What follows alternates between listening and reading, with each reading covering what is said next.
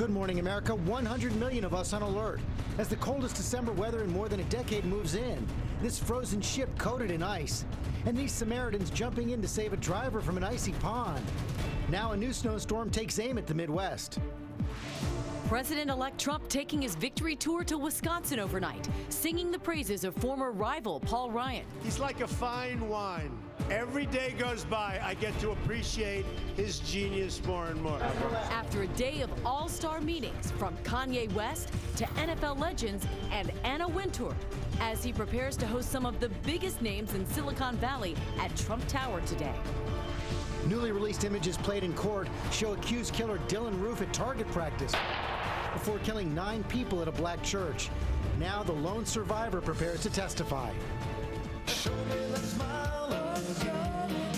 And celebrating one of America's favorite dads, Alan Thicke, passing away overnight.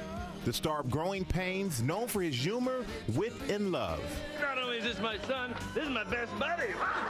His final moments, and the advice he shared for all dads just days ago, as tributes pour in from actors, athletes, and his family this morning.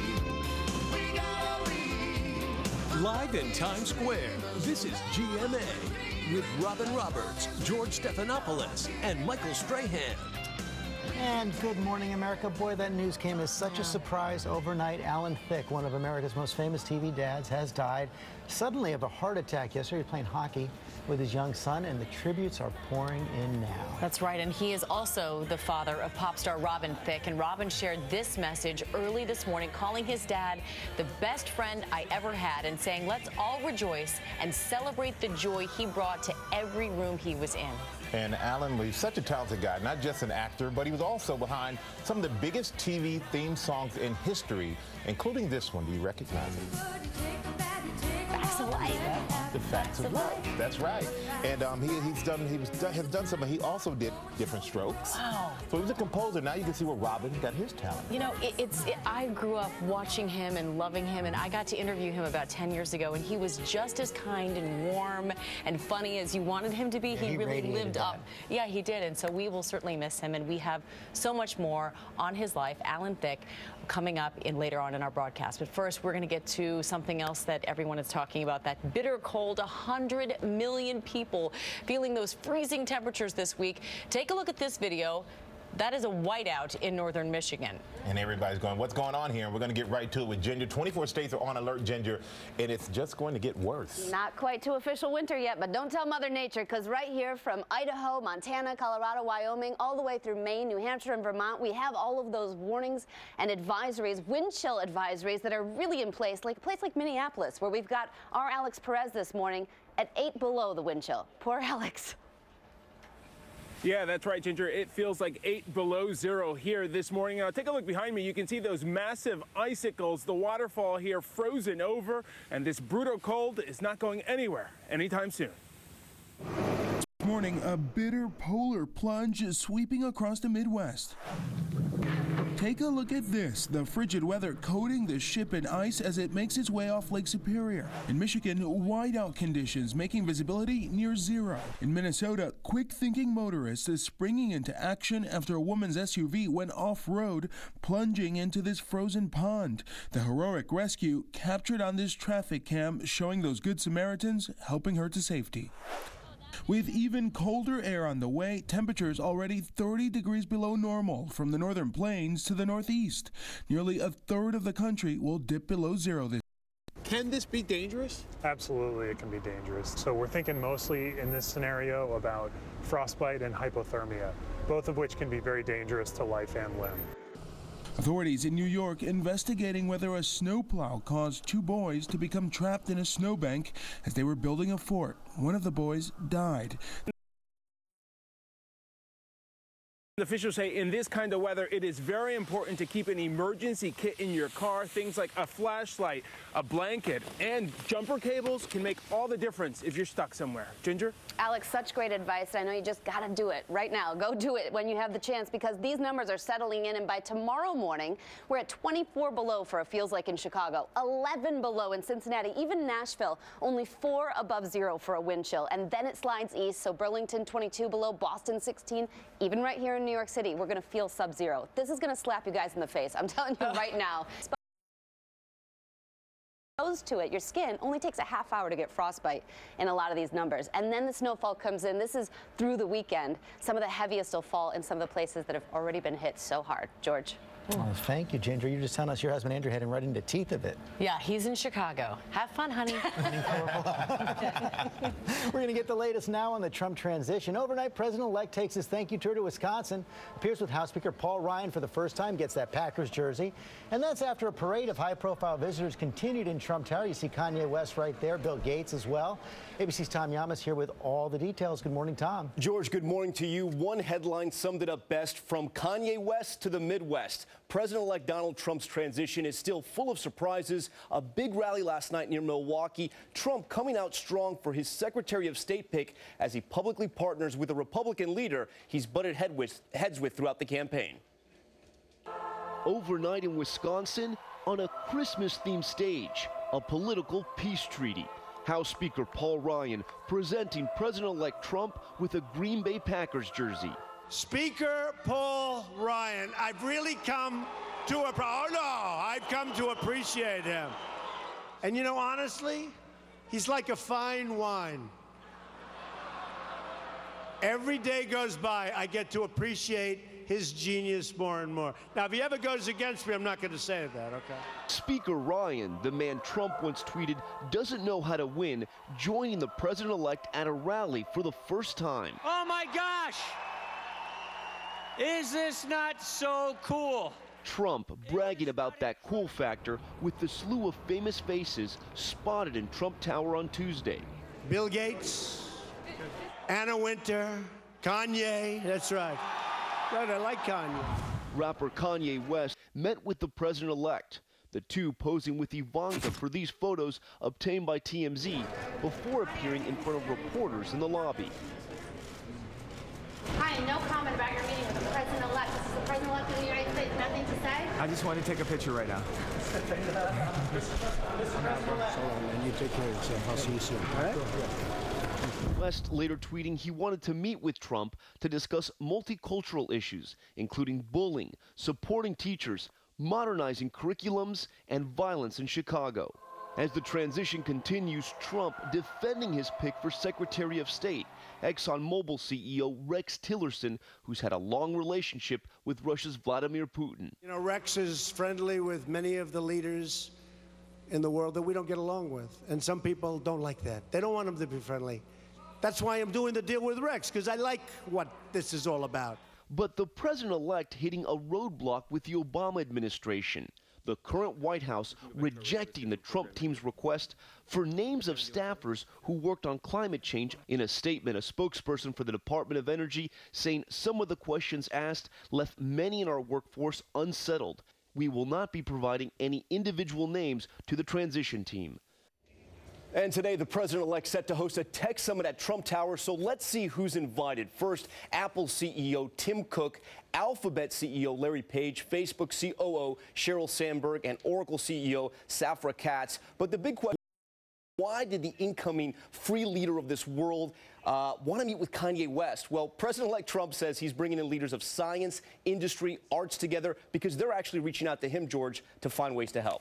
Okay, Tom. Meantime, on that news of Rex Tillerson as the pick for Secretary of actually now coming in from Russia, they seem pretty pleased, commentators over there, but he is going to face tough questions here in his confirmation battle. So true, George, and this is actually just in from our producer in Moscow who's been watching and monitoring the news over there. Commentators in Russia on Russian television are ecstatic, saying this could not have been a better pick for the Kremlin. Senators like Marco Rubio are not going to like that news, George. Okay, Tom, thanks very much. Let's do more on this now with Matthew Dowd, our chief political analyst. And Matt, let's talk about this right now. Donald Trump seems to be aware of those questions coming in, pulling out some big guns to endorse Rex Tillerson yesterday, including former Secretary of Defense Robert Gates, Condi Rice, James Baker. Well, yeah, one thing, you got to like a guy that was born in Wichita Falls, Texas, and went to the University of Texas, so that starts as a benefit. I think one of the things viewers need to understand is that Bob Gates and Condoleezza Rice, their firm had a relationship, a consulting relationship with Exxon, so it's not surprising that that's the case. I am amazed that we watch what we've heard from Russia on this. It's like the Bond movie, From Russia with Love. He is getting more love from Russia and people in Russia than he is from the United States Senate. Too early to tell, though, whether he's actually going to be tripped up, and all incoming presidents face at least a couple of tough battles with their picks. Well, yes, George, if you look back at the last 5 or 6 presidencies, each one in 1 or 2 instances have faced somebody that either didn't get voted through or had to resign. You saw it with Barack Obama, with Tom Daschle. You saw it with George Bush, with Linda Chavez. You saw it with Bill Clinton, as you remember, with Zoe Baird. You even saw it famously with George Herbert Walker Bush, with John Tower as nominee for Secretary of Defense. What I think the Trump people have to worry about is there's an oil field term called a blowout. And a blowout is when pressure exceeds capacity to handle and you end up with a disaster. Yeah, that's what they have to worry about in this instance. And they have so much going on right now. The president-elect putting off that press conference he was supposed to have tomorrow to deal with his business conflicts in the White House, how he's going to handle his business, that they're having a tough time figuring out how to deal with this. Well, I think 2 things are going to dog the president-elect in the first 100 days or the first year of this. The first, as we talked about, is Russia and the relationship with Russia and everything that's gone on with Russia in the election. But I think more importantly is what is his ability to handle the conflict of interest in this. And now, when he was supposed to have a press conference today saying that here's how I'm going to handle it, he has refused to sort of draw the line and say I'm going to get rid of these business in this. And in the next few months, there's going to be question after question after question about is he benefiting from decisions that the White House is making that affect his business. Matthew Dowd, thanks very much. All right, and now to the battle for Aleppo. Dramatic images as a ceasefire deal between rebels and the Syrian regime breaks down, atrocities piling up, and ABC's Alex Marquardt has the latest from London. Good morning to you, Alex. Good morning, Amy. That's right. There's no sign that this deal is working. There are reports of heavy shelling in eastern Aleppo. None of those evacuations have taken place. This is one of the biggest humanitarian crises in the world and one that the next American president will have to deal with on day 1. Overnight, long lines of buses waiting to carry trapped civilians to safety and rebels out of Aleppo. But they haven't moved. And despite the ceasefire deal, residents accuse Syrian forces of shelling this morning, which you can hear in their desperate pleas. People were very bummed and were very frightened about this escalation that is taking place right now. The Syrian regime and its allies are trying to root the last rebels out of eastern Aleppo, a city that has been divided for 4 years. Many of those rebels funded, armed, and trained by the U.S. Losing Aleppo would be a huge blow to the rebel cause and American efforts in Syria. As Syrian soldiers advanced on rebel territory, the UN said they received reports of more than 80 civilians shot in summary executions on the spot.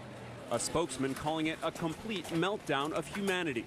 Activists and residents posting dramatic farewell tweets and videos. One telling us this morning why he's so afraid to flee. I will get arrested by the regime for my activity, and I will be executed or tortured until death. This once great ancient city, a shell of its former self. The area that these rebels control is so small that it's only a matter of time before the regime takes over the whole city. That will be their biggest victory in years and one that could dictate the outcome of this war. George?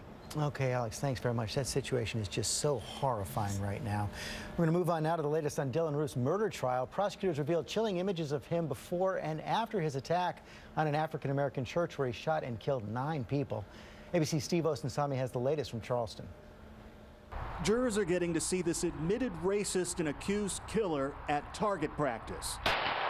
Police say 22-year-old Dylan Roof recorded himself at home using the same .45 caliber Glock he's accused of using in the shootings at this historic black church. Families of the 9 people he's accused of murdering at a Bible study sat in shock as an FBI agent testified that Roof went and staked out their church several times in the months before the killings. Police say a GPS device in Roof's car shows he drove from his home in Columbia to the church in Charleston in December of 2014, twice in February the next year, again in April, and then twice in May. Police say they also found a list of other black churches in the back of his car. Calvary Episcopal was one of them. Yesterday I got a text from one of the parishioners here, and her words resonated with me. She said, "My Lord, it could have been a lot of things, but we count our blessings." Investigators told jurors Roof had drawers and closets full of ammunition at his home.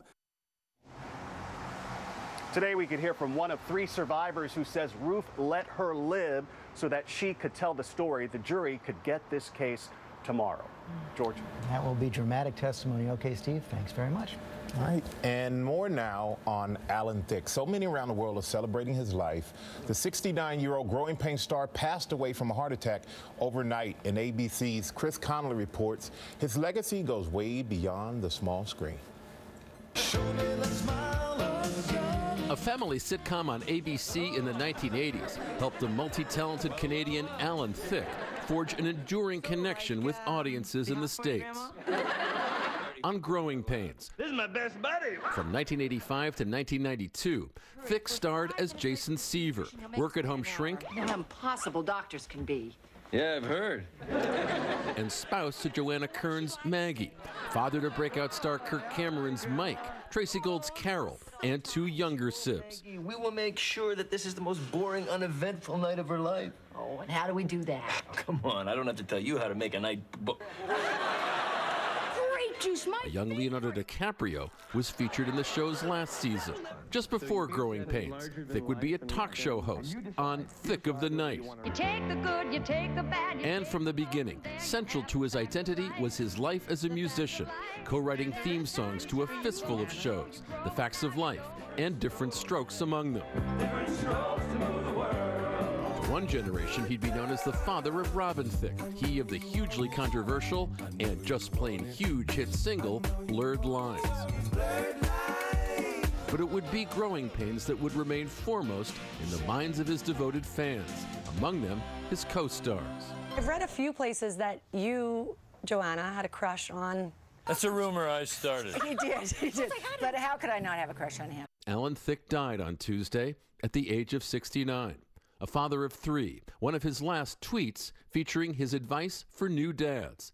Love, then love some more. For Good Morning America, Chris Connolly, ABC News, San Francisco.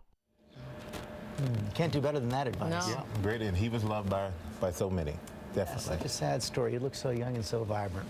But we're going to move on now to last night's big honor for Robin. She was inducted into the Sports Broadcasting Hall of Fame. There you see it. Of course, she was a star at ESPN before coming to GMA full-time. And look at her. She was radiant last night. Let's listen. I am just so thrilled. And I know that this honor was made possible because of the opportunities that I was given, the many, many opportunities. And all of us, doesn't matter, man, woman, black, white, gay, straight, we just want the same opportunities. Robin really was glowing last night. Ginger and I were lucky enough to be there and to see her honored, and it was really beautiful to see how she came up through the, oh yeah, see we took a selfie, we documented it, how she came up and just in a man's world really, you know, in sports broadcasting, and how she was just such a trailblazer, and it was awesome to be a part of that last night. So congratulations again, Congratulations, Robin. That's why she's not here, because there was an after party that Ginger and I did not go to. It started at 10 o'clock last night. No, thank you. All right. All right, Ginger, you're back with heavy rain and snow heading to the west. Yes, and so we've been talking about this. It's actually 2 rounds. You can see right here that atmospheric river is on, and now the flash flood watches for the end of the week go all the way through Burbank, so debris flow could be an issue. Your local weather 30 seconds away. First, the cold cities, brought to you by Kohl's. Yep, got the exact doll she wanted. No, I'll be right home.